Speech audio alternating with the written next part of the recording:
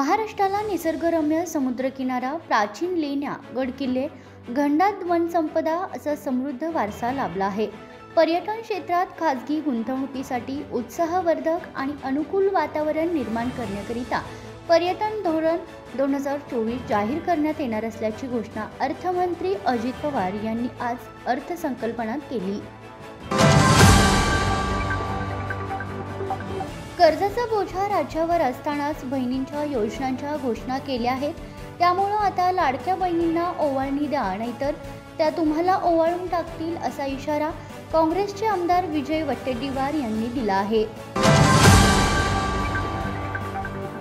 शेतकऱ्यांना देशोधडीला लावणारा शक्तीपीठ महामार्ग कदापि होऊ देणार नाही असा एल्गार पुकारत येत्या बुधवारी अधिवेशन काळात मुंबईतील विधान भवनावर 12 जिल्ह्यातील शेतकऱ्यांचा भव्य मोर्चा काढण्यात येणार असल्याची माहिती शक्तीपीठ महामार्ग विरोधी संघर्ष समितीचे समन्वयक गिरीश फोंडे यांनी दिली.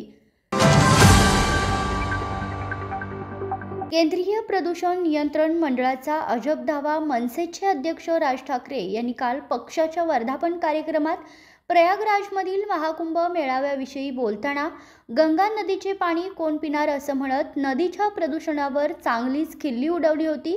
त्यानंतर आज लगेच केंद्रीय प्रदूषण नियंत्रण मंडळाने प्रयागराजमध्ये नुकत्याच संपन्न झालेल्या महाकुंभ दरम्यान गंगा नदीचं पाणी स्नानासाठी योग्य होतं असं म्हटलंय.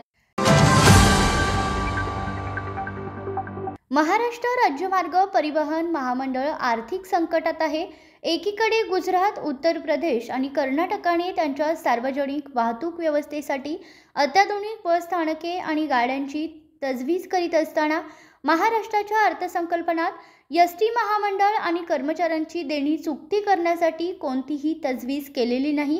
केवळ 6000 एसटी डिझेल गाड्यांनी CNG आणि LNG मध्ये परावर्तित करण्याच्या जुन्या घोषणेचा पुनरुच्चार केला आहे.